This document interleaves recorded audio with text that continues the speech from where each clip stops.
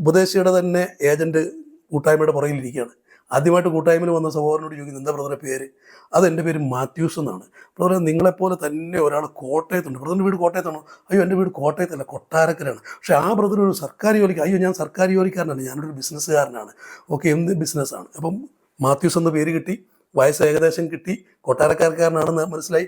ബ്രദറെ മക്കൾ എത്ര പേരാണ്? എനിക്ക് 2 മക്കൾ. എന്ത് ചെയ്യുന്നു? ഇന്നത് ചെയ്യുന്നു. അവിടെ ഇവർ രണ്ടുപേരും കൂടെ പരിചയപ്പെടുന്നു. ഇവർ മാത്രമേ ഇരിക്കുന്നുള്ളൂ, വേറെ ഇദ്ദേഹത്തിനെ അവിടെ ആർക്കും അറിയത്തില്ല. കൂട്ടായ്മ നടക്കുന്നു. ഇച്ചിരി കഴിഞ്ഞപ്പോൾ പ്രസംഗകൻ്റെ ഫ്രണ്ട് ഇതുപോലെ മണ്ടയ്ക്ക് മറ്റേ ടാബും ലാപ്ടോപ്പും ഒക്കെ ഇരിപ്പുണ്ട്. ഇച്ചിരി കഴിഞ്ഞപ്പോൾ ഈ പ്രവാചകൻ തന്നെ പറയുന്ന ഒരു മാത്യൂസ് കൊട്ടാരക്കരക്കാരൻ ബിസിനസ് നടത്തുന്ന ആളിനെ ആത്മാവ് കാണിക്കുന്നു. ആ മനുഷ്യൻ ഞെട്ടിപ്പോയി. കാരണം അദ്ദേഹത്തെ ഇവിടെ ആർക്കും അറിയത്തില്ല. ആകെ പരിചയപ്പെട്ട ആൾ അടുക്കലിരിക്കുക. അവിടുന്ന് അദ്ദേഹം എണ്ണീറ്റിട്ടുമില്ല. പക്ഷെ ഇതെങ്ങനെ ഈ പ്രവാചകന് മനസ്സിലായി? അവിടെയാണ് അറിയേണ്ടത്. പ്രവാചകന്റെ കൂട്ടുകാരൻ മാത്യൂസിൻ്റെ അടുക്കൽ നിന്ന് ഡീറ്റെയിൽ അറിയുമ്പോൾ അദ്ദേഹത്തിൻ്റെ മൊബൈൽ ഫോണിൽ തന്നെ വാട്സാപ്പ് ഉണ്ട്. ആ വാട്സാപ്പിനകത്ത് പ്രവാചകന്റെ വാട്സാപ്പ് നമ്പറിലോട്ട് മാത്യൂസ് 48 വയസ്സ് ബിസിനസ്സുകാരൻ കൊട്ടാരക്കര ഇത്രേ അടിച്ചു വിട്ടുള്ളൂ. കർത്താവിൻ്റെ പരിശുദ്ധമായ നാമം വാഴ്ത്തപ്പെടട്ടെ. ഒയാസിസ് ടിവിയുടെ എല്ലാ പ്രേക്ഷകർക്കും ക്രിസ്തുയേശുവിൻ്റെ നാമത്തിലുള്ള എൻ്റെ സ്നേഹവന്ദനം അറിയിക്കുകയാണ്. പ്രിയമുള്ളവരെ, ഒരിക്കൽ കൂടി ഈ ചാനലിലൂടെ കർത്താവ് ഗ്രഹിപ്പിച്ച സത്യങ്ങളെ നിങ്ങളുടെ മുമ്പിൽ പറയുവാൻ പ്രിയപ്പെട്ട സഹോദരന്മാർ എനിക്ക് അവസരം തരുന്നതോർത്ത് ഞാൻ അവരോടും നന്ദി പറയുന്നു, ദൈവത്തോടും നന്ദി പറയുന്നു. ഞാൻ വിശ്വാസ ജീവിതത്തിൽ വന്നിട്ട് എനിക്ക് തോന്നുന്നു ഏകദേശം ഒരു 28-29 വർഷത്തോളം ആകുന്നുണ്ട്. ആദ്യ സമയങ്ങളിൽ ഉള്ള എൻ്റെ ക്രിസ്തീയ ജീവിതം എന്ന് പറയുന്നത് സുവിശേഷം കേട്ടു, വിശ്വസിച്ചു. സുവിശേഷം വിശ്വസിക്കുന്ന ഒരു വ്യക്തിയുടെ ജീവിതത്തിൽ ഉണ്ടാകേണ്ടുന്നതായ ക്രമീകരണങ്ങളെക്കുറിച്ച് മാത്രമാണ് ആദ്യകാലങ്ങളിൽ ഞാൻ ചിന്തിച്ചിരുന്നത്. സ്നാനം, വേർപാട്, കർത്തൃമേശ, ഇങ്ങനെ ചില അടിസ്ഥാനമായ ഉപദേശങ്ങൾ, അതിനെ ശ്രദ്ധിക്കുകയും അത് ജീവിതത്തിൽ പാലിക്കുകയും ചെയ്തു മുന്നോട്ട് വരികയാണ്. കൂട്ടായ്മ ആചരിക്കുക തുടങ്ങിയ കാര്യങ്ങളിലൊക്കെ ഇങ്ങനെ സജീവമായിട്ട് മുന്നോട്ട് വരുന്ന സമയങ്ങളിൽ ദൈവവചന പഠനവും എൻ്റെ ജീവിതത്തിൻ്റെ ഒരു ഭാഗമായിരുന്നു. അതുകൊണ്ട് പല തിരുവെഴുത്തുകളും ഹൃദയങ്ങളിലൂടെ ഇങ്ങനെ കടന്നു പോകുമ്പോൾ പല തിരുവെഴുത്തുകളെക്കുറിച്ചുമുള്ള ധ്യാനം, ചിന്തകൾ ഒക്കെ എൻ്റെ ഹൃദയത്തെ ഇങ്ങനെ നിയന്ത്രിച്ചിരുന്നു. അങ്ങനെ ഇരിക്കെ ഒരു കൂട്ടായ്മയിൽ ഒരു സഹോദരൻ, അദ്ദേഹത്തെ ഒരു പ്രവാചകൻ എന്ന നിലയിലാണ് ഞങ്ങൾക്കിടയിൽ അവതരിപ്പിക്കപ്പെട്ടത്. അദ്ദേഹം പ്രവാചകൻ എന്ന പരിവേഷത്തോടു കൂടിയാണ് ഞങ്ങളുടെ സഭയുടെ ശുശ്രൂഷകൻ, എന്നെ സ്നാനപ്പെടുത്തിയ കർത്തൃദാസൻ, അദ്ദേഹത്തെ ഞങ്ങളുടെ കൂട്ടായ്മയിലേക്ക് ക്ഷണിക്കുകയും മിക്കവാറും വരികയും മിക്കവാറും അദ്ദേഹം പ്രവചിക്കുകയും ഒക്കെ ചെയ്യുകയാണ്. ഇദ്ദേഹം വരുന്ന ദിവസങ്ങളിൽ മറ്റു കൂട്ടായ്മകളിലുള്ള സഹോദരങ്ങളും കൂടി ഞങ്ങളുടെ കൂട്ടായ്മയിലേക്ക് വരും. അവരെ അത് പ്രത്യേകം അറിയിക്കുവാനായിട്ട് ഞങ്ങളുടെ സഭയിലെ സംഘാടകർ ശ്രമിക്കുകയും ചെയ്തിരുന്നു, അറിയിക്കുമായിരുന്നു.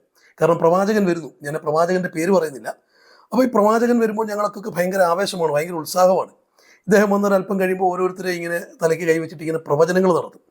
അപ്പോൾ എൻ്റെ ജീവിതത്തിൽ ഭയങ്കര സന്തോഷം തോന്നി. കാരണം യേശുക്രിസ്തുവിനെ അറിഞ്ഞു, സന്തോഷം, നിത്യജീവൻ്റെ അവകാശിയായി, നിത്യജീവൻ്റെ മാർഗം തിരിച്ചറിയുന്നു, അങ്ങനെ വരുന്നു. അപ്പോൾ അതിനകത്ത് മറ്റൊരു കാര്യം കൂടി അറിയുന്നു, എൻ്റെ ഭാവിയും ഭൂതവും ഒക്കെ പറയാൻ, അത് കൃത്യമായി എന്നോട് പറയാൻ തക്കവണ്ണം ദൈവയുടെ ആളിനെ നിയമിച്ചിരിക്കുക.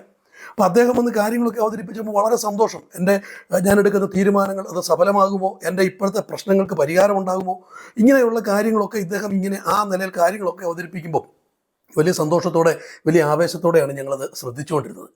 ആ ദിവസങ്ങളിൽ, അദ്ദേഹം വരുന്ന ദിവസങ്ങളിൽ മറ്റുള്ള സഹോദരങ്ങളും കൂടി ആവേശത്തോടെ കൂട്ടായ്മയിൽ വരുമ്പോൾ കൂട്ടായ്മയിൽ നല്ലൊരു ആൾക്കൂട്ടമാണ്. ഞങ്ങൾക്ക് എല്ലാവർക്കും വലിയ സന്തോഷമാണ്. അങ്ങനെ ഞങ്ങൾ ഒരുമിച്ച് ഇദ്ദേഹത്തിൻ്റെ പ്രസൻസിൽ വളരെ സന്തോഷത്തോടെ, ഭയങ്കര ആത്മീകമായ ഒരു നിർവൃതിയോടുകൂടി ഇങ്ങനെ ഇരിക്കുന്ന ഒരു ഘട്ടത്തിൽ ഇദ്ദേഹം ഒരിക്കൽ കൂട്ടായ്മയിൽ നിന്നൊരു കാര്യം പറഞ്ഞു. അതെൻ്റെ ജീവിതത്തെ മാറ്റിമറിച്ചു. അതെൻ്റെ ജീവിതത്തിൻ്റെ ആത്മീകമായ പഠനത്തെക്കുറിച്ച്, പഠിക്കുവാൻ ഞാൻ നടത്തുന്ന ശ്രമങ്ങളെക്കുറിച്ചൊക്കെയുള്ള ആ നിലപാടുകളെ മൊത്തത്തിലേ ഒന്ന് മാറ്റിമറിക്കാൻ ഇടയായ ഒരു സംഭവം. അതിങ്ങനെയാണ്. അദ്ദേഹം പെട്ടെന്ന് ശുശ്രൂഷയ്ക്കിടയിൽ പറയുകയാണ്, എന്നെ വിവേചിക്കുന്ന ചിലർ ഈ കൂട്ടായ്മയിൽ ഇരിപ്പുണ്ട്, നിങ്ങൾ വിവേചിക്കുന്നത് സൂക്ഷിച്ചു വേണം. ഗതികേടൻ എൻ്റെ ഉള്ളിലിരിക്കുന്നത് പരിശുദ്ധാത്മാവാണെങ്കിൽ നിങ്ങൾ ഉദയ്ക്കുന്നത് പരിശുദ്ധാത്മാവിന് നേരെയായിരിക്കും, അത് നിനക്ക് ശുഭം വരികയില്ല എന്നൊക്കെ പറഞ്ഞ് ഇദ്ദേഹം വളരെ ഗൗരവമായിട്ട് സംസാരിക്കുകയാണ്. അപ്പോഴത്തേക്ക് നമ്മുടെ ചർച്ചിലെ സഹോദരിമാർ, അറിയാമല്ലോ പൊതുവെ സഹോദരിമാരുടെ ഒരു രീതി, അവരാകെ ഭയന്ന് ഭയങ്കരമായിട്ട് അന്യഭാഷ പറയുകയും ഭയങ്കരമായിട്ട് ഇദ്ദേഹത്തെ വിവേചിക്കാതിരിക്കാൻ സ്വയം പരിശ്രമിക്കുകയും ചെയ്യുന്ന രീതിയിലൊക്കെ ഇങ്ങനെ അങ്ങ് വല്ലാത്തൊരു അന്തരീക്ഷം. ഈ സമയത്ത് പക്ഷേ ആ വാക്കുകൾ എൻ്റെ ഹൃദയത്തിൽ വല്ലാത്ത ഒരു മാറ്റം ഉണ്ടാക്കി. കാരണം എൻ്റെ ഹൃദയത്തിൽ കിടക്കുന്നൊരു വാക്യമായിരുന്നു പ്രശ്നം. പെട്ടെന്ന് എൻ്റെ ഹൃദയത്തിലേക്ക് ഓടി വന്നൊരു വാക്യം യോഹന്നാൻ എഴുതിയ 1-ാം ലേഖനം അതിൻ്റെ 4-ാം അധ്യായത്തിൻ്റെ 1-ാമത്തെ വാക്യമാണ്. ആ വാക്യത്തിൽ ഇങ്ങനെയാണ് പറയുന്നത്, പ്രിയമുള്ളവരെ, കള്ളപ്രവാചകന്മാർ പലരും ലോകത്തിലേക്ക് പുറപ്പെട്ടിരിക്കിയാൽ ഏതാത്മാവിനെയും വിശ്വസിക്കാതെ ആത്മാവ് ദൈവത്തിൽ നിന്നുള്ളവയോ എന്ന് ശോധന ചെയ്യുവീൻ. അപ്പൊ ഇദ്ദേഹം പറയാണ്, എനിക്ക് നേരെ എന്നെ വിവേചിക്കുന്നത് സൂക്ഷിച്ചു വേണം. ഒരു ഭീഷണിയുടെ സ്വരം.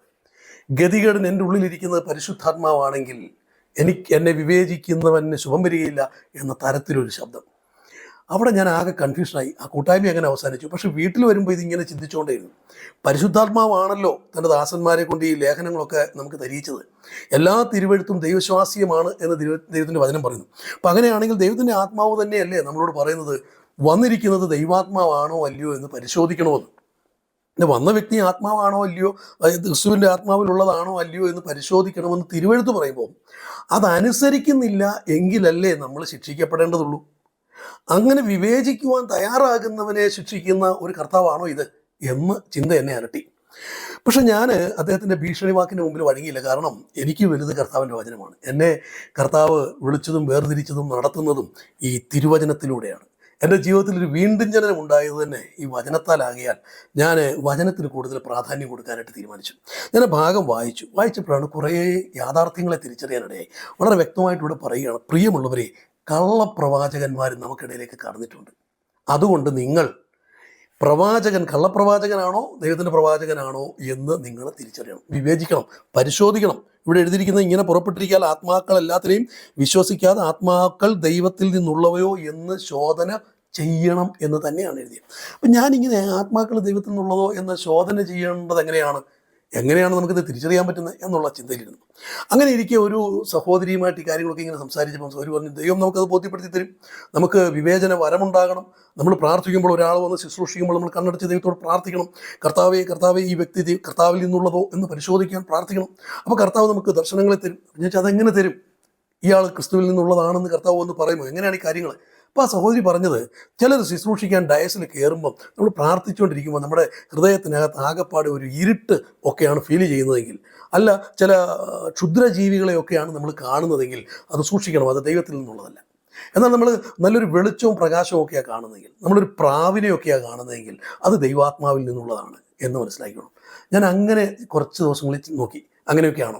പക്ഷെ തിരുവെഴുത്ത് പഠിച്ചു വരുമ്പോൾ എനിക്കൊരു കാര്യം മനസ്സിലായി. നമ്മുടെ നിരൂപണങ്ങളിൽ വരുന്നതിൻ്റെ അടിസ്ഥാനത്തിലല്ല നമ്മളൊരു ശുശ്രൂഷയെ വിവേചിക്കേണ്ടത്. പിന്നെ എങ്ങനെയാണ് വിവേചിക്കേണ്ടത്? അതിന് വല്ല മാനദണ്ഡവും പുസ്തകത്തിലുണ്ടോ? ഉണ്ട്. അത് ഈ ലേഖനങ്ങളിലെല്ലാം എഴുതി തന്നിട്ടുണ്ട്. ഇവിടെ തന്നെ 4-ാം അധ്യായത്തിൽ വളരെ വ്യക്തമായിട്ട് അതിൻ്റെ വിവേചിക്കേണ്ട രീതികളെ പറ്റി പറയുന്നുണ്ട്. അവിടെ പറയുന്ന ഒരു പ്രധാനപ്പെട്ട വിഷയം ഇങ്ങനെയാണ്: യേശുക്രിസ്തു ജഡത്തിൽ വന്നു എന്ന് സ്വീകരിക്കുന്ന ആത്മാവൊക്കെയും ദൈവത്തിൽ നിന്നുള്ളത്. യേശുക്രിസ്തു ജഡത്തിൽ വന്നു എന്ന് സ്വീകരിക്കുന്നവരൊക്കെ ദൈവത്തിൽ നിന്നുള്ളത്. അപ്പം യേശുക്രിസ്തു ഭൂമിയിലേക്ക് വന്നു എന്ന് വിശ്വസിക്കുന്ന ആരെയും നമുക്ക് സ്വീകരിക്കാമല്ലോ. അങ്ങനെയാണെങ്കിൽ വരുന്നവരെല്ലാം അങ്ങനെ ഉള്ളവരാണല്ലോ നമ്മുടെ കൂട്ടായ്മയിൽ വരുന്നത്. അപ്പോൾ പിന്നെ ഇനി എന്താണ്? പക്ഷെ പോരാ, അടുത്ത വാക്ക് വീണ്ടും പറയാണ്, യേശുവിനെ സ്വീകരിക്കാത്ത യാതൊരു ആത്മാവും ദൈവത്തിൽ നിന്നുള്ളതല്ല. യേശുവിനെ സ്വീകരിക്കാത്ത എന്ന് വെച്ചാൽ എന്താണ്? യേശുവിനെ സ്വീകരിക്കുക, യേശുവിനെ വിശ്വസിക്കുക എന്നാണോ? അപ്പോൾ എൻ്റെ മനസ്സിൽ വന്നൊരു ചിന്ത, നമ്മൾ വായിക്കുന്നുണ്ട്, യാക്കോബ് അപ്പോസ്തലന്റെ ലേഖനത്തിൽ ഇങ്ങനെ വായിക്കുന്നുണ്ട്, ദൈവമേകനെന്ന് നീ വിശ്വസിക്കുന്നു. കൊള്ളാം. പിശാചുക്കളും അങ്ങനെ തന്നെ വിശ്വസിക്കുകയും വിറയ്ക്കുകയും ചെയ്യുന്നു. അപ്പം ദൈവമേകനെന്ന് പിശാച് വിശ്വസിക്കുന്നുണ്ട്. അപ്പോൾ പിശാച് ദൈവത്തിൽ നിന്നുള്ളതാണെന്ന് അംഗീകരിക്കാൻ പറ്റുമോ? മറ്റൊരിടത്ത് നമ്മൾ വായിക്കുന്നുണ്ട്, ഗദരദേശത്തെ ഭൂതബാധിതൻ പറയുന്ന, മഹോന്നതനായ ദൈവത്തിൻ്റെ പുത്ര, സമയത്തിന് മുമ്പേ എന്നെ ദണ്ഡിപ്പിക്കാൻ വന്നിരിക്കുന്നു. പറയുന്നത് ഭൂതമാണ്. നിൽക്കുന്നത് ദൈവത്തിൻ്റെ പുത്രനാണെന്ന് അവൻ അംഗീകരിക്കുന്നത്. യേശുക്രിസ്തുവിനെ ദൈവപുത്രനെന്ന് ഈ ഗദരദേശത്തെ ഭൂതബാധിതൻ അംഗീകരിക്കുന്നു. അപ്പോൾ പിന്നെ എന്താണ് ഈ വാക്യത്തിൻ്റെ അർത്ഥം? യേശുവിനെ ജഡത്തിൽ വന്നു എന്ന് സ്വീകരിക്കുക, ദൈവത്തിൽ നിന്നുള്ളതെന്ന് സ്വീകരിക്കുക, യേശുവിനെ സ്വീകരിക്കാത്ത യാതൊരു ആത്മാവും എന്ന് പറയുന്നതിൻ്റെ അർത്ഥം യേശുക്രിസ്തുവിനെ വിശ്വസിക്കുക എന്നുള്ളത് തന്നെയാണോ? അത് ഞാനിങ്ങനെ ചിന്തിച്ചു വന്നപ്പോൾ എനിക്ക് മനസ്സിലായ 1-2 കാര്യങ്ങൾ നിങ്ങളോട് ഷെയർ ചെയ്യാൻ ആഗ്രഹിക്കുകയാണ്.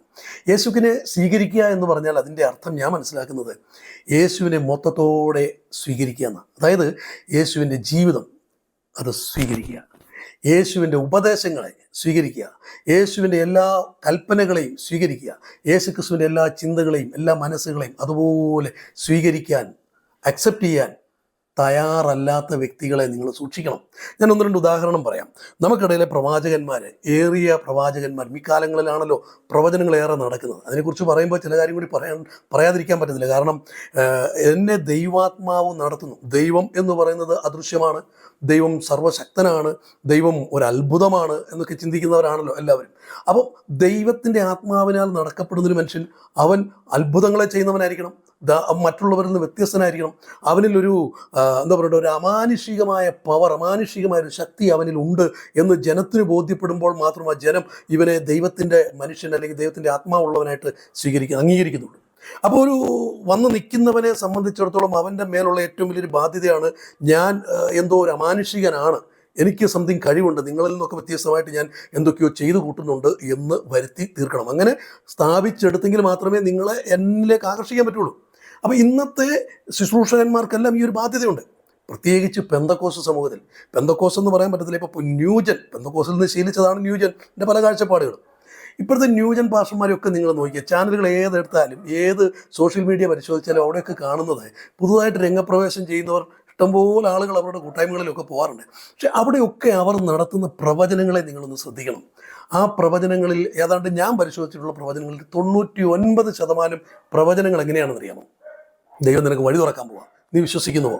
നാളെ സഹോദരി നിൻ്റെ പ്രശ്നങ്ങൾ ഇന്ന ദിവസം തീരാൻ പോവാണ്, നാളെ കഴിഞ്ഞ് നീ അമേരിക്കയ്ക്ക് പോകാൻ പോവാണ്, അങ്ങനെ നാളെ നാളെ നാളെ നിനക്ക് എന്ത് സംഭവിക്കും, നാളെ നിനക്ക് എന്ത് കിട്ടാൻ പോകുന്നു, നാളെ നിനക്ക് എന്ത് സംഭവിക്കാൻ പോകുന്നു, നാളെ നിൻ്റെ ചർച്ചിന് എന്ത് സംഭവിക്കാൻ പോകുന്നു, നാളെ നിനക്ക് എന്നെ കിട്ടും.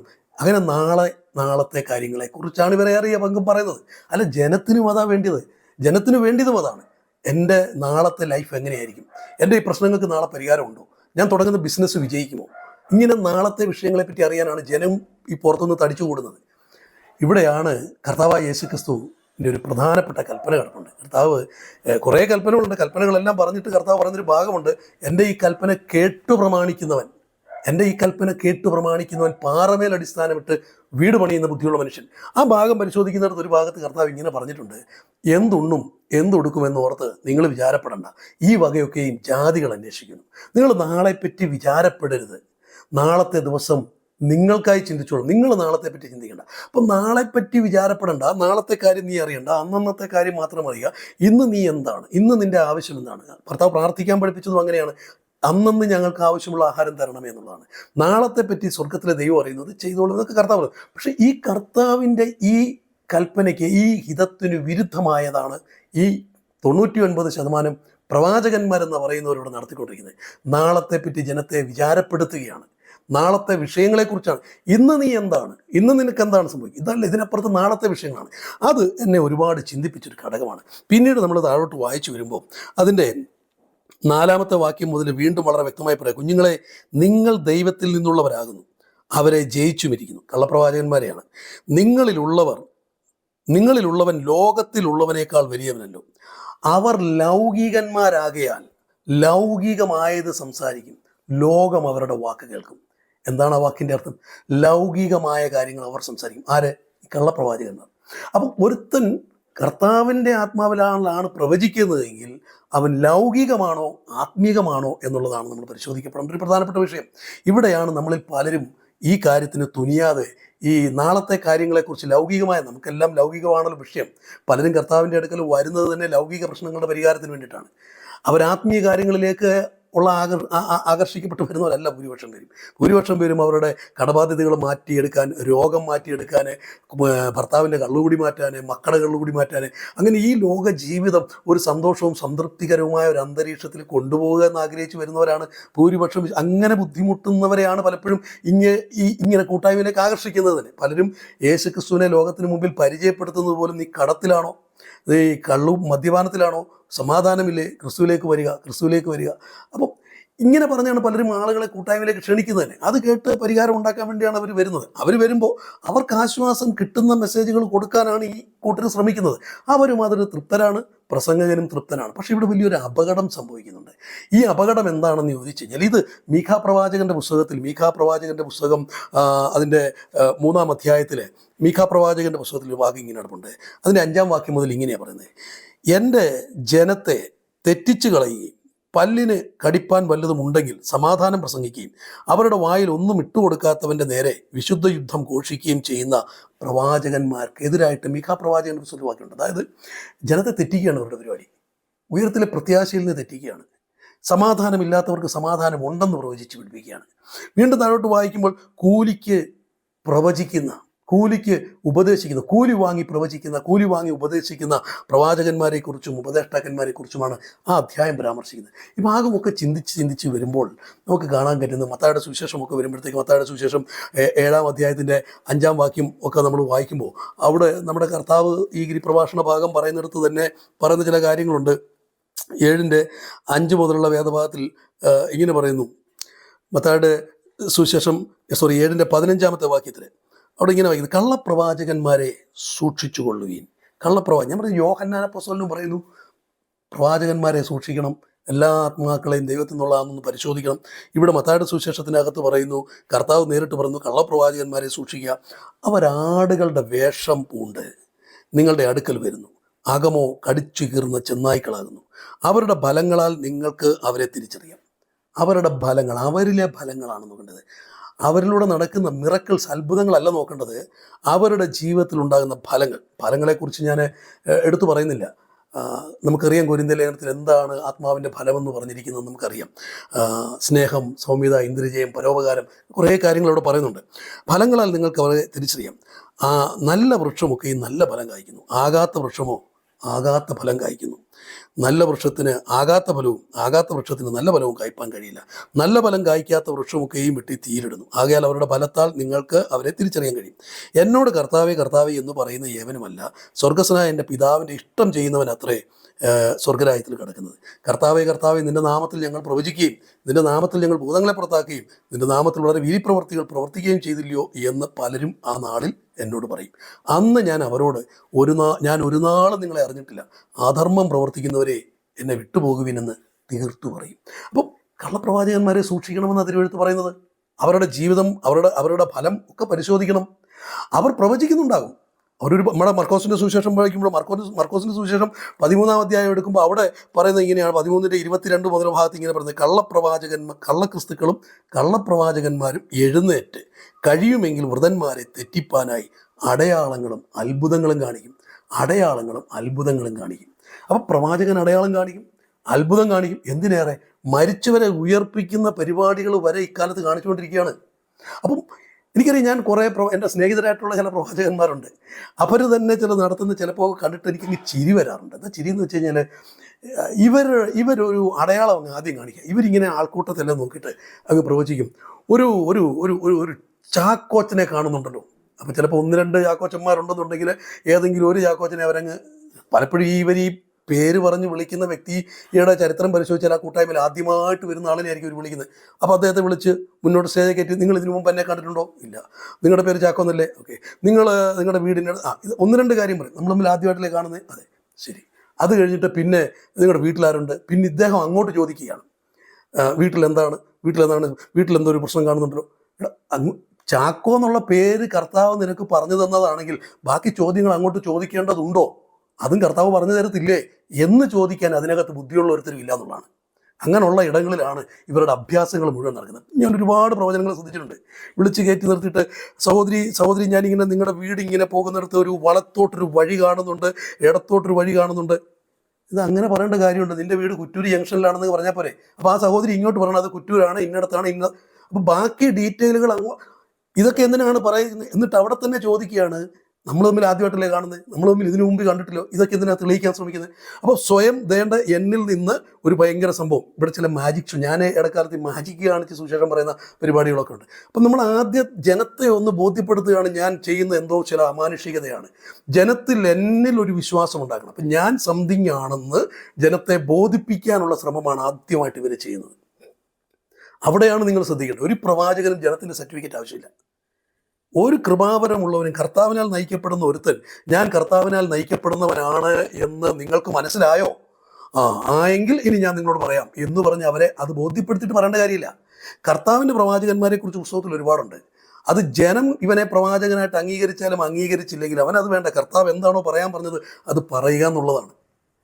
പക്ഷേ ഇവിടെ നേരെ തിരിച്ച് ഞാനൊരു ശുശ്രൂഷകനാണ്, എന്നിൽ ചില അമാനുഷിക ശക്തികളുണ്ട് എന്ന് നിങ്ങൾക്കിപ്പോൾ മനസ്സിലായില്ലേ? കണ്ടു നിൽക്കുന്നവർക്കൊക്കെ മനസ്സിലായില്ലേ? സഹോദരി ഒന്ന് പറഞ്ഞ്, നമ്മൾ തമ്മിൽ ആദ്യമായിട്ട് കാണുകയല്ലേ എന്ന് പറഞ്ഞ്. അപ്പം ഈ സഹോദരി പറയുമ്പോഴാണ്, അയ്യോ ആദ്യമായിട്ട് കാണുകയാണ്, അയ്യോ ഞങ്ങൾ അതറിഞ്ഞില്ല, അങ്ങനെയാണല്ലേ എന്ന് പറഞ്ഞ്. അപ്പം പിന്നെ നിങ്ങൾ പറഞ്ഞു, അയ്യോ ആദ്യമായിട്ട് കാണുന്ന ആളിൻ്റെ ജീവചരിത്രമൊക്കെ പറയുന്നത് ഭയങ്കരം. എന്തിനാണ് സുഹൃത്തെ ഈ ജീവചരിത്രങ്ങളൊക്കെ വർണ്ണിച്ച് നീ ഒരു ശുശ്രൂഷകനാണെന്ന് തെളിയിക്കേണ്ട ഒരു ബാധ്യതയിൽ സമയം കളയുന്നത്? ഇങ്ങനെ ചോദിക്കാൻ അവിടെ ആരുമില്ല.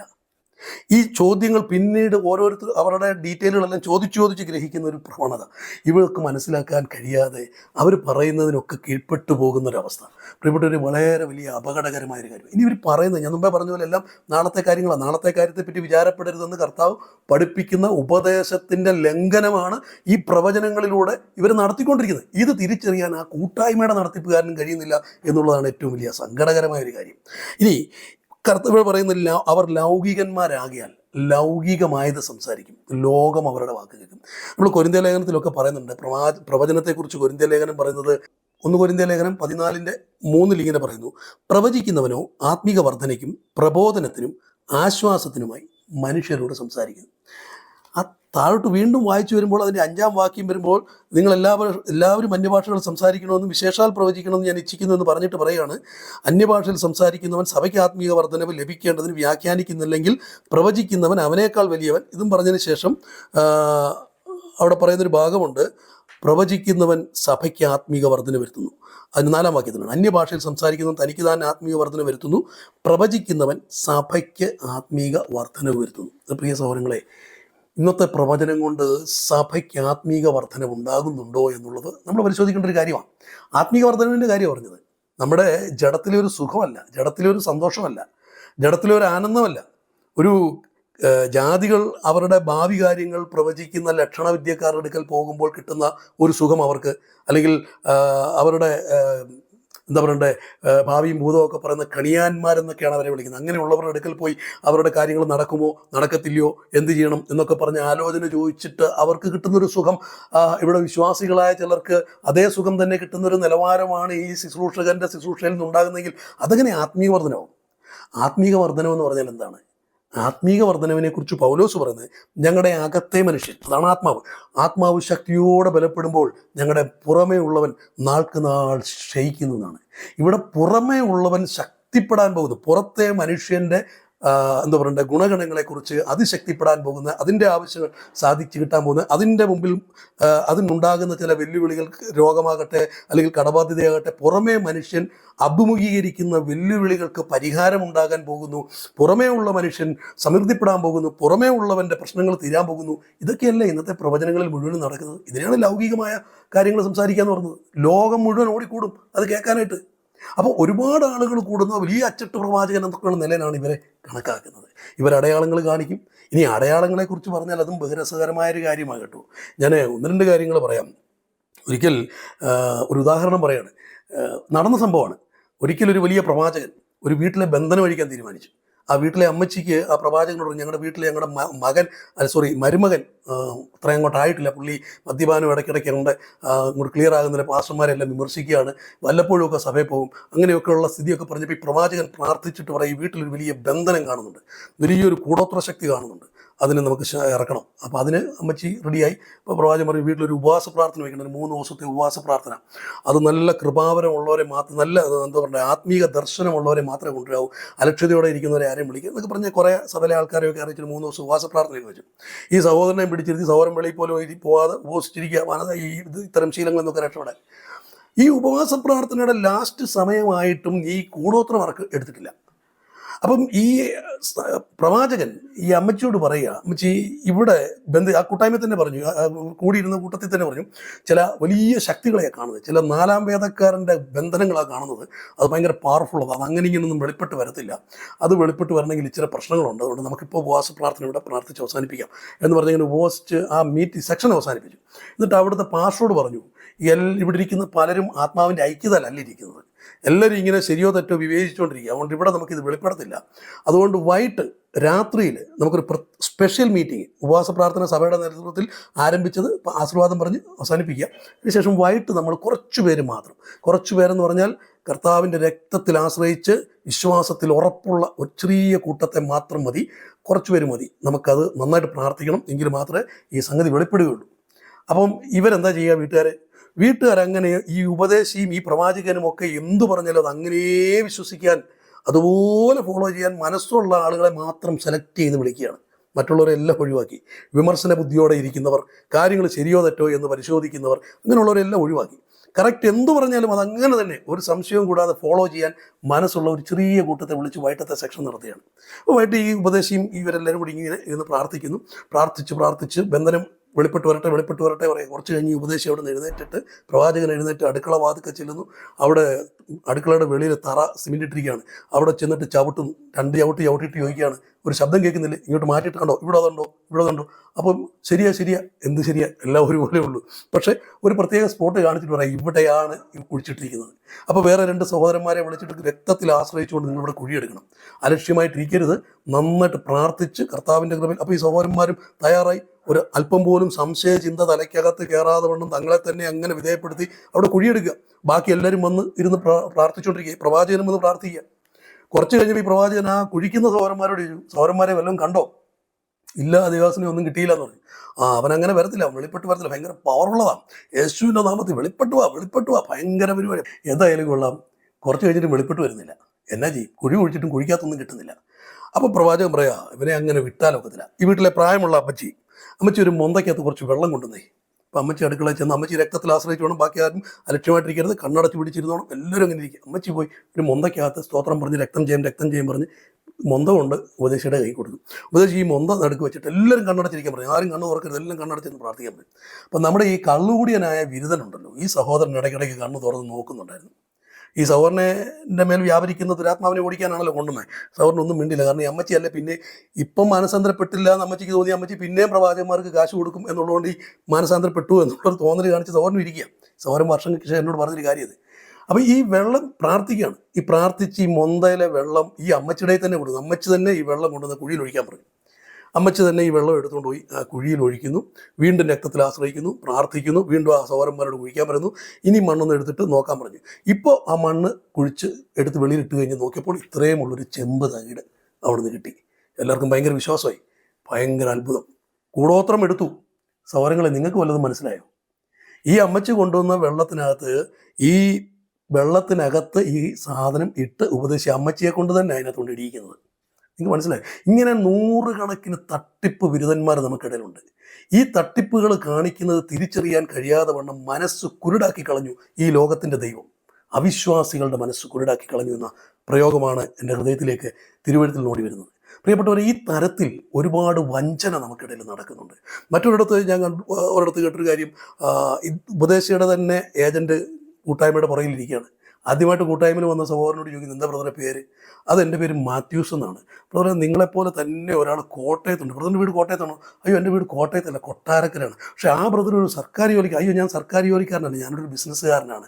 ഓക്കെ, എന്ത് ബിസിനസ്സാണ്? അപ്പം മാത്യൂസ് എന്ന പേര് കിട്ടി, വയസ്സ് ഏകദേശം കിട്ടി, കൊട്ടാരക്കാരനാണെന്ന് മനസ്സിലായി. ബ്രദറെ, മക്കൾ എത്ര പേരാണ്? എനിക്ക് 2 മക്കൾ. എന്ത് ചെയ്യുന്നു? ഇന്നത് ചെയ്യുന്നു. അവിടെ ഇവർ 2 പേരും കൂടെ പരിചയപ്പെടുന്നു. ഇവർ മാത്രമേ ഇരിക്കുന്നുള്ളൂ, വേറെ ഇദ്ദേഹത്തിനെ അവിടെ ആർക്കും അറിയത്തില്ല. കൂട്ടായ്മ നടക്കുന്നു. ഇച്ചിരി കഴിഞ്ഞപ്പോൾ പ്രസംഗകൻ്റെ ഫ്രണ്ട് ഇതുപോലെ മണ്ടയ്ക്ക് ടാബും ലാപ്ടോപ്പും ഒക്കെ ഇരിപ്പുണ്ട്. ഈ ഇച്ചിരി കഴിഞ്ഞപ്പോൾ ഈ പ്രവാചകൻ തന്നെ പറയുന്ന ഒരു മാത്യൂസ് കൊട്ടാരക്കരക്കാരൻ ബിസിനസ് നടത്തുന്ന ആളിനെ ആത്മാവ് കാണിക്കുന്നു. ആ മനുഷ്യൻ ഞെട്ടിപ്പോയി. കാരണം അദ്ദേഹത്തെ ഇവിടെ ആർക്കും അറിയത്തില്ല. ആകെ പരിചയപ്പെട്ട ആൾ അടുക്കലിരിക്കുക. അവിടുന്ന് അദ്ദേഹം എണ്ണീറ്റിട്ടുമില്ല. പക്ഷെ ഇതെങ്ങനെ ഈ പ്രവാചകന് മനസ്സിലായി? അപ്പോൾ പ്രവാചകൻ ഒരു അടയാളം കാണിച്ചു, താൻ പ്രവാചകനാണെന്ന് ബോധ്യപ്പെടുത്തി. ഇനിയിപ്പോൾ ഇയാൾ എന്ത് പറഞ്ഞാലും ആ മാത്യൂസ് അനുസരിക്കാൻ തയ്യാറാണ്. പക്ഷേ പ്രവാചകൻ എങ്ങനെ തിരിച്ചറിഞ്ഞു? അവിടെയാണ് അറിയേണ്ടത്. പ്രവാചകൻ്റെ കൂട്ടുകാരൻ മാത്യൂസിൻ്റെ അടുക്കൽ നിന്ന് ഡീറ്റെയിൽ അറിയുമ്പോൾ അദ്ദേഹത്തിൻ്റെ മൊബൈൽ ഫോണിൽ തന്നെ വാട്സാപ്പ് ഉണ്ട്. ആ വാട്സാപ്പിനകത്ത് പ്രവാചകൻ്റെ വാട്സാപ്പ് നമ്പറിലോട്ട് മാത്യൂസ് 48 വയസ്സ് ബിസിനസ്സുകാരൻ കൊട്ടാരക്കര ഇത്രയും അടിച്ചു വിട്ടുള്ളൂ. ഡയസിൽ അറിയാം, വേദവസം പോലെ തുറന്നു വെച്ചിരിക്കുകയല്ലേ, മാത്യൂസ് 48 വയസ്സ് കൊട്ടാരക്കരക്കാരൻ, 2 മക്കൾ. എൻ്റെ പൊന്നു സഹോദരങ്ങളെ, ഇതുപോലെയുള്ള ഒരുപാട് ആത്മീക തട്ടിപ്പുകൾ. ഇത് തട്ടിപ്പുകളാണെന്ന് എങ്ങനെ മനസ്സിലാക്കാം? ഒന്നാമത് ഇവരുടെ ഐഡൻറ്റിറ്റി, അതായത് ഇവരൊരു ആത്മീകനാണെന്ന് പ്രൂവ് ചെയ്യാൻ ശ്രമിക്കുകയാണ്. ഇവരൊരു പ്രവാചകനാണെന്ന് ഓഡിയൻസിൻ്റെ മുമ്പിൽ ഇവർ പ്രൂവ് ചെയ്യാൻ ശ്രമിക്കുന്നു. ഒരിക്കലും ദൈവത്തിൻ്റെ ശുശ്രൂഷകൻ അത് പ്രൂവ് ചെയ്യേണ്ട കാര്യമില്ല. ആത്മാവ് നടത്തിയവൻ ആത്മാവ് ഏൽപ്പിച്ച ശുശ്രൂഷ ചെയ്യുക, മടങ്ങുക എന്നുള്ളതേ ഉള്ളൂ. താനൊരു ആത്മീകനാണെന്നും തനിക്കൊരു മാനുഷിക ശക്തി ഉണ്ടെന്നും പ്രൂവ് ചെയ്തല്ല കാര്യങ്ങൾ അവതരിപ്പിക്കേണ്ടത്. അപ്പം ഇത്തരത്തിലുള്ള ഒരുപാട് തട്ടിപ്പുകൾ നമുക്കിടയിൽ അരങ്ങേറുമ്പോൾ പ്രിയപ്പെട്ടവരെ, നാം എല്ലാ ശുശ്രൂഷകന്മാരെയും ഫോളോ ചെയ്യാൻ തയ്യാറാകരുത്. ദൈവവചനത്തിൻ്റെ അടിസ്ഥാനത്തിൽ നമ്മൾ ശുശ്രൂഷകന്മാരെ തിരിച്ചറിയണം. ഇനി എന്താണ് പ്രവചനം? പ്രവചനം ഞാൻ നേരത്തെ പറഞ്ഞല്ലോ, പൗലോസ് പ്രവാചകന്മാരുണ്ട്. പ്രവചനം എന്ന വാക്കിൻ്റെ അർത്ഥം എന്താണ്? പ്രവചനം എന്ന് പറഞ്ഞാൽ നാളെ സംഭവിക്കാനിരിക്കുന്ന കാര്യങ്ങൾ പറയുന്നത് തന്നെയാണ്. പക്ഷേ അത് ലൗകിക കാര്യങ്ങളല്ല. കർത്താവ് മുൻനിശ്ചയിച്ചിട്ടുള്ള കാര്യങ്ങൾ. നാളെ ഈ പ്രകൃതിക്ക് എന്ത് സംഭവിക്കും, നാളെ എന്ത് സംഭവിക്കും. ഉദാഹരണത്തിന് പൗലോസ് അപ്പോസ്തലനെ റുമാലെടുത്ത് കെട്ടിയിട്ട് ഒരാൾ പ്രവചിക്കുകയാണ്. ഈ റുമാലിൻ്റെ ഉടയവൻ അദ്ദേഹം ഇപ്പോൾ പോകുന്ന സ്ഥലത്ത് അദ്ദേഹത്തിന് ഈ റുമാല് ബന്ധിക്കപ്പെടുന്നത് പോലുള്ള ചില ബന്ധനങ്ങൾ അദ്ദേഹത്തിന് നേരിടാൻ പോവാണ് എന്ന് പ്രവചിച്ചു. ആ പ്രവചനം കേട്ട പൗലോസ് എന്താ ചെയ്തേ? ആ പ്രവചനം കേട്ട പൗലോസ് പറയുക, ദൈവത്തിൻ്റെ ഹിതം അങ്ങനെയാണോ? ദൈവത്തിൻ്റെ തീരുമാനമാണല്ലോ. അങ്ങനെയാണെങ്കിൽ കർത്താവിന് വേണ്ടി മരിക്കാനും ഞാൻ തയ്യാറാണ് എന്ന് പറഞ്ഞുകൊണ്ടാണ് നീങ്ങുന്നത്. കർത്താവ് നാളെ ഈ ഭൂമിയിൽ എന്താണ് കർത്താവ് ചെയ്യാൻ പോകുന്നത് എന്നുള്ള കാര്യങ്ങൾ നമ്മളെ അറിയിക്കുകയാണ് ചെയ്യുന്നത്. വെളിപ്പാട് പുസ്തകം കാണുന്ന യോഹന്നാൻ എഴുതിയ മുഴുവൻ പ്രവചനങ്ങളാണ്. ഈ പ്രവചന പുസ്തകത്തിൽ എഴുതിയിരിക്കുന്നത് വായിച്ച് കേൾപ്പിക്കുന്നവരും വായിക്കുന്നവരും ഭാഗ്യവാനെന്നും പറഞ്ഞുകൊണ്ട് ആ പുസ്തകം ആരംഭിക്കുന്നത്. അപ്പം നാളെ സംഭവിക്കുന്ന വിഷയം. പക്ഷേ ഇവിടുത്തെ പ്രവാചകന്മാർ എന്താ ചെയ്യുന്നത്? ഒരു വലിയ ബന്ധനം കാണുന്നുണ്ട്, ഒരു വലിയ തടസ്സം കാണുന്നുണ്ട്. പിടിച്ചു വെച്ച് പ്രാർത്ഥിക്കണം. കർത്താവ് നാളെ നിന്റെ ജീവിതത്തിൽ ചെയ്യാൻ നിശ്ചയിച്ചിരിക്കുന്ന കാര്യങ്ങൾ അതിന് നിനക്ക് ഇഷ്ടമല്ലാത്തതാണെങ്കിലും വേദന ഉണ്ടാക്കുന്നതാണെങ്കിലും, അല്ല ഈ പ്രകൃതിയിൽ തന്നെ ചില സഹോദരന്മാർ പറയാറുണ്ട് 2025 2020 ഒരാൾക്ക് മുമ്പൊരിക്കൽ അങ്ങനെ സംഭവം ഉണ്ടായി. ഒരു ഉദാഹരണം ഞാൻ പറയുകയാണ്. ഈ വർഷം ഭയങ്കര പ്രളയം കാണുന്നുണ്ട്, പ്രാർത്ഥിക്കണം, സഭ പിടിച്ചു വെച്ച് പ്രാർത്ഥിക്കണം, പ്രളയം മാറിക്കിട്ടാൻ. ചില വലിയ പീഡ വരുന്നുണ്ട്, പിടിച്ചു വെച്ച് പ്രാർത്ഥിക്കണം. നിങ്ങൾക്കറിയാമോ, നമ്മുടെ കർത്താവായ യേശു ക്രിസ്തുവിനെ ഈ അന്നത്തെ പട്ടാളക്കാർ വന്ന് പിടിച്ചു കിട്ടുമ്പോൾ മത്തായിയുടെ സുവിശേഷത്തിൽ തന്നെ ഒരു ഭാഗം കിടക്കുന്നത് ഞാൻ ഒന്ന് വായിച്ച് കേൾപ്പിക്കാം. യേശുവിനെ ശിഷ്യന്മാരും ഇങ്ങനെ നിൽക്കുമ്പോൾ അവിടെ പീലാത്തോസിൻ്റെ പടയാളികളൊക്കെ വന്നിട്ട് യേശുവിനെ പിടിച്ചു കെട്ടുന്ന ഒരു രംഗമുണ്ട്. അവിടെ ശിഷ്യൻ പത്രോസ് വാളെടുത്ത് ഒരു ദാസൻ്റെ ചെവി മുറിക്കുന്ന രംഗമൊക്കെ ഉണ്ട്. അപ്പോൾ ആ ഭാഗത്ത് കർത്താവ് പറയുന്ന ഒരു വാക്യം ഇങ്ങനെ നിങ്ങൾ ശ്രദ്ധിക്കുക. അവിടെ ഇങ്ങനെ പറഞ്ഞു, യേശു അവനോട് വാൾ ഉറയിലിടുക, വാളെടുക്കുന്നവനൊക്കെയും വാളാൽ നശിച്ചു. എന്നിട്ട് പറയുകയാണ്, എൻ്റെ പിതാവിനോട് ഇപ്പോൾ തന്നെ 12 ലഗിയോനിലും അധികം ദൂതന്മാരെ എൻ്റെ അരികെ നിർത്തേണ്ടതിന് എനിക്ക് അപേക്ഷിച്ചുകൂടാ എന്ന് തോന്നുന്നുവോ? എന്നാൽ ഇങ്ങനെ സംഭവിക്കണം എന്നുള്ള തിരുവെഴുത്തുകൾക്ക് എങ്ങനെ നിവർത്തി വരും എന്ന് പറഞ്ഞു. മനസ്സിലായില്ലേ? യേശു ക്രിസ്തുവിന് പിതാവിനോട് പറഞ്ഞ് 12 ലഗിയോനിലും അധികം ദൂതന്മാരെ യേശുവിൻ്റെ പ്രൊട്ടക്ഷന് വേണ്ടിയിട്ട് അവിടെ നിർത്താൻ പിതാവിനോട് അപേക്ഷിക്കാം. പക്ഷെ യേശു അത് ചെയ്യില്ല. കാരണം പിതാവിൻ്റെ ഹിതമാണ്. ഇങ്ങനെ ഈ കാര്യങ്ങൾ നിവർത്തിക്കണം എന്നുള്ളത് പിതാവിൻ്റെ ഹിതമാണ്. അപ്പൊ പിതാവ് നിശ്ചയിച്ചിരിക്കുന്ന ഈ ഹിതത്തിന് വിരുദ്ധമായ ഒരു കാര്യം പ്രാർത്ഥിക്കാൻ പോലും യേശു തയ്യാറല്ല. ഇവിടെ പ്രവാചകന്മാർ ഉത്സാഹിപ്പിക്കുന്നത് എന്താണ്? സംഭവിക്കാനിരിക്കുന്ന വിഷയങ്ങൾ ജീവിതത്തിൽ നിന്ന് മാറിക്കിട്ടേണ്ടതിന് വേണ്ടിയിട്ട് പ്രാർത്ഥിപ്പിക്കുക. പ്രിയപ്പെട്ടവരെ, ഒരുപാട് കാര്യങ്ങൾ നമ്മൾ ശ്രദ്ധിക്കണം. നമ്മൾ ഈ അടയാളങ്ങളും അത്ഭുതങ്ങളുടെയും ഒക്കെ പുറകെ പോകുമ്പോൾ നമ്മുടെ ജീവിതത്തിൽ നമ്മുടെ ഭാവി വിഷയങ്ങളെക്കുറിച്ചൊക്കെ കർത്താവ് തീരുമാനിച്ചിട്ടുണ്ട്. ക്രിസ്തു യേശുവിൽ ഭക്തിയോടെ ജീവിക്കുന്ന ഏവർക്കും ഉപദ്രവമുണ്ട് എന്ന് തന്നെ കർത്താവ് പറഞ്ഞിട്ടുണ്ട്. ആ ഉപദ്രവങ്ങളെ പ്രാർത്ഥിച്ചു മാറ്റിത്തരാം എന്ന് പറഞ്ഞാണ് ആരെങ്കിലും നിങ്ങളുടെ മുമ്പിൽ വരുന്നതെങ്കിൽ, അങ്ങനെ ഒരു മോഹമാണ് നിങ്ങളിൽ ഉൽപ്പാദിതമാകുന്നതെങ്കിൽ നിങ്ങളത് വളരെ ശ്രദ്ധിക്കണം. പിതാവിൻ്റെ ഹിതത്തിന് വിരുദ്ധമായ ഒരു മോഹമാണത്. കർത്താവെ കണ്ടാലും ഞാൻ നിൻ്റെ ദാസി, നിൻ്റെ ഇഷ്ടം പോലെ എന്നിൽ നിവർത്തിയാകട്ടെ എന്ന് യേശു ക്രിസ്തുവിന് ജന്മം നൽകിയ പരിശുദ്ധ മറിയം പറയുന്നു.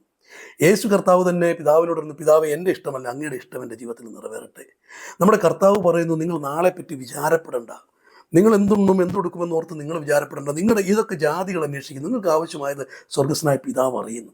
ഇങ്ങനെയൊക്കെയുള്ള ഒരേക കാര്യങ്ങൾ നമ്മുടെ മുമ്പിൽ കർത്താവിൻ്റെ ജീവിതത്തിലൂടെ വെളിപ്പെട്ട് വരുമ്പോൾ, അല്ലെങ്കിൽ അത് കർത്താവ് നമ്മളെ പഠിപ്പിക്കുമ്പോൾ, ആ കർത്താവിൻ്റെ ആ ഉപദേശങ്ങളെ അങ്ങനെ തന്നെ സ്വീകരിക്കാൻ മനസ്സില്ലാത്ത, ആ ഉപദേശങ്ങളെ അങ്ങനെ തന്നെ പഠിപ്പിക്കുവാൻ മനസ്സില്ലാത്ത, ആ യേശു ക്രിസ്തുവിൻ്റെ ജീവിതത്തെ അങ്ങനെ തന്നെ സ്വായത്തമാക്കി അതിൽ നിലനിൽക്കുവാൻ മനസ്സില്ലാത്ത ഒരിടത്ത് ഇങ്ങനെ പറയുന്നു, മനുഷ്യരുടെ ഇടയിൽ ഉന്നതമായത് ദൈവത്തിന് അറപ്പാകുന്നു. മനുഷ്യരുടെ ഇടയിൽ ഉന്നതമായത് ദൈവത്തിന് അറപ്പാകുന്നു. ലോകത്ത് ഏതെങ്കിലും അപ്പന്മാർ തനിക്ക് അറപ്പുള്ളത് തൻ്റെ മക്കൾക്ക് കൊടുക്കുമോ? ഒരിക്കലും കൊടുക്കത്തില്ലല്ലോ. പക്ഷെ ഇവിടെ മനുഷ്യരുടെ ഇടയിൽ ഉന്നതമായ കാര്യങ്ങളാണ് നിങ്ങളുടെ മുമ്പിൽ ഒരു പ്രവാചകൻ പ്രവചിക്കുന്നതെങ്കിൽ അത് ദൈവത്തിന് അറപ്പായ കാര്യമാണ് ഇവൻ എൻ്റെ മുമ്പിൽ വയ്ക്കുന്നത്. ഇവൻ ലൗകികമായ കാര്യങ്ങളാണ് എൻ്റെ മുമ്പിൽ വയ്ക്കുന്നത്. എൻ്റെ ഉള്ളിൽ പ്രലോഭനമുണ്ടാക്കുകയാണ് ഇവൻ ചെയ്തുകൊണ്ടിരിക്കുന്നത് എന്ന് സാമാന്യജ്ഞാനത്തോടെ തിരിച്ചറിയാൻ നമുക്ക് കഴിയും. അത് കഴിയുന്നില്ല എങ്കിൽ അതിൻ്റെ അർത്ഥം നിങ്ങളുടെ മനസ്സുകളെ ആരോ കുരുടാക്കി കളയുന്നു എന്നുള്ളതാണ്. യേശുക്രിസ്തുവിനെ സ്നേഹിക്കുവാൻ നിങ്ങൾ തയ്യാറാകുക. സത്യത്തെ സ്നേഹിച്ച് കൈക്കൊള്ളാൻ തയ്യാറല്ലാത്തവൻ്റെ ജീവിതത്തിൽ വ്യാജത്തിൻ്റെ വ്യാപാര ശക്തികളും അടയാളങ്ങളും ഒക്കെ ഉണ്ടാകുമെന്ന് തെസ്സലോനിക്കർക്ക് എഴുതിയ ലേഖനത്തിൽ പൗലോസ് പറയുന്നുണ്ട്.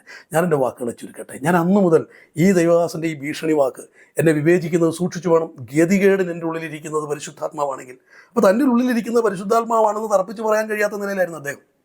ഇനി ആണെങ്കിൽ എന്ത്, പരിശുദ്ധാത്മാവാണെങ്കിൽ എന്ത്, വിവേചിക്കുന്നവനെ പരിശുദ്ധാത്മാവ് കൂടുതൽ സ്നേഹിക്കുമോ അതോ ശിക്ഷിക്കുമോ എന്ന ഒരു ചോദ്യമാണ് എന്നിൽ നിന്നുണ്ടാകുന്നത്. ഞാൻ തിരുവഴുത്തിൽ നിന്ന് മനസ്സിലാക്കുന്നത് ഏത് ശുശ്രൂഷകനെയും വിവേചിക്കണം, വിവേചിക്കുന്നതാണ് ദൈവാത്മാവിന് ഇഷ്ടം, ദൈവത്തിൽ നിന്നുള്ളതോ എന്ന് പരിശോധിക്കണം. നമുക്കറിയാം, ഈ ഒരാളെ കൊണ്ടുവരുമ്പോൾ, നഥനയേലിനെ കൊണ്ടുവരുമ്പോൾ നഥനയേലിന് ചോദിക്കുന്നുണ്ട്, നസറേത്തിൽ നിന്ന് വല്ല നന്മയും വരുന്നുണ്ട്. അദ്ദേഹം വിവേചിക്കുകയാണ്. അദ്ദേഹം പഠിച്ചിട്ടുള്ള പാഠമനുസരിച്ച് നസറേത്തിൽ നിന്നാണോ നന്മ വരേണ്ടത്, ബേത്ലഹേമിൽ നിന്നല്ലേ വരേണ്ടത്? അവിടെയാണ് വന്ന് കാണുവീൻ എന്ന് പറഞ്ഞ് യേശുവിൻ്റെ ശിഷ്യന്മാരെ വിളിച്ചുകൊണ്ട് യേശുവിൻ്റെ അടുക്കൽ പോകുമ്പോൾ ഇവൻ ആ ഒരു സംശയത്തോടെയാണ് നിൽക്കുന്നത്. പക്ഷേ സംശയത്തോടെ നിൽക്കുന്നവനോട് കർത്താവ് പറയുക, നീ അത്തിയുടെ ചുവട്ടിലിരിക്കുമ്പോൾ പോലെ എനിക്ക് നിന്നെ അറിയാവുന്ന. കർത്താവിനെ സ്നേഹിച്ച് ചേർത്ത് പിടിക്കുക. ഇസ്രായേലിൽ പോലും ഇത്ര വലിയൊരു വിശ്വാസം കാണില്ല. അപ്പോൾ തിരുവഴുത്തിനെ വിവേചിക്കാൻ, തിരുവഴുത്ത് വെച്ച് പഠിക്കാൻ, തിരുവഴുത്ത് വെച്ച് ഒരാളുടെ ശുശ്രൂഷയെ വിവേചിക്കുവാൻ നിങ്ങൾ തയ്യാറാകണം. പക്ഷേ രസകരമായൊരു കാര്യം, അങ്ങനെ ഒരാൾ തയ്യാറാകുമ്പോൾ, എൻ്റെ ജീവിതത്തിൽ ഞാനതിന് തയ്യാറായപ്പോൾ എനിക്ക് ആത്മീക നേതൃത്വം തന്ന ആത്മീക നേതൃത്വങ്ങൾ പോലും എന്നെ ഭയപ്പെടുത്തി.